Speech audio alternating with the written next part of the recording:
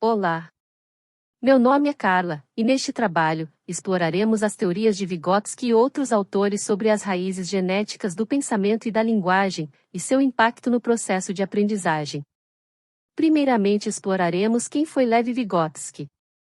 Vygotsky foi um psicólogo russo, considerado um dos mais importantes teóricos do desenvolvimento cognitivo. Ele nasceu em 17 de novembro de 1896, na cidade de Orsha, na Bielorrússia, e faleceu em 11 de junho de 1934, em Moscou, na União Soviética, sendo muitas vezes descrito como um pensador inovador que influenciou profundamente o campo da psicologia.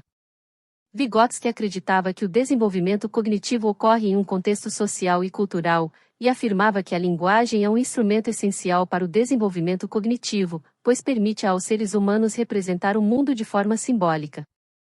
E ainda defendia a ideia de que a linguagem é um instrumento essencial para o desenvolvimento cognitivo. Vygotsky defendia que o desenvolvimento humano é resultado da interação entre o indivíduo e o meio em que vive, e assim indivíduos com diferentes interações se desenvolveriam de diferentes maneiras. Ele acreditava que o desenvolvimento começa no nascimento e segue até a idade adulta, sendo cada estágio caracterizado por novas formas de pensar e de se comunicar. Para ele, o aprendizado é uma experiência social e é necessário a presença de um mediador para conduzir a aprendizagem.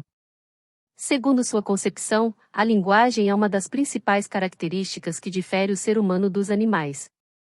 Tal característica começa a melhor se desenvolver nos seres humanos a partir da idade de 2 anos. A partir deste momento o ser humano passa a utilizar suas maneiras de linguagem com forma e finalidade específicas. Porém, mesmo antes desta fase, os humanos já possuem traços de linguagem não verbal. Raízes genéticas do pensamento. Sinapses neurais. O pensamento é construído por meio das conexões neurais que se formam no cérebro. As experiências vividas permitem que novas conexões sejam estabelecidas e que o cérebro desenvolva novas habilidades. Já o desenvolvimento cerebral tem uma relação direta com o pensamento. As conexões cerebrais que são formadas durante a infância são importantes para o pensamento abstrato, a resolução de problemas, a tomada de decisões e a criatividade. Raízes genéticas da linguagem. Diversos autores defendem teorias diferentes sobre as raízes genéticas da linguagem. Alguns acreditam que a linguagem é inata e outros defendem que a linguagem é aprendida por meio da interação social. Vygotsky acreditava que a linguagem desempenha um papel fundamental no processo de construção do pensamento, na medida em que permite a comunicação e a expressão de ideias e sentimentos. Baseado nas definições encontradas por Kuller, Vygotsky afirma que a principal diferença entre os seres humanos e os animais mais desenvolvidos está na falta de uma ferramenta técnica auxiliar que é a linguagem, e que se mostra extremamente limitante nas representações, o que por sua vez vai causar a impossibilidade de desenvolvimento cultural. Além disso, Steven Pinker defende que a linguagem tem uma base biológica e que evoluiu no cérebro humano por meio da seleção natural. Impacto das raízes genéticas no processo de aprendizagem. Durante sua análise, ele ainda afirma que apesar do seu aparelho fonético semelhante ao humano, os chimpanzés, principais objetos de estudo de Kohler, não desenvolveram uma fala semelhante à humana pela falta de capacidade intelectual. Ou venha a ser, os chimpanzés não conseguem desenvolver fala semelhante aos humanos, não por falta de atributos físicos que lhes permitam, mas sim pela incapacidade de conseguir atribuir sentido aos fonemas utilizados pelos seres humanos.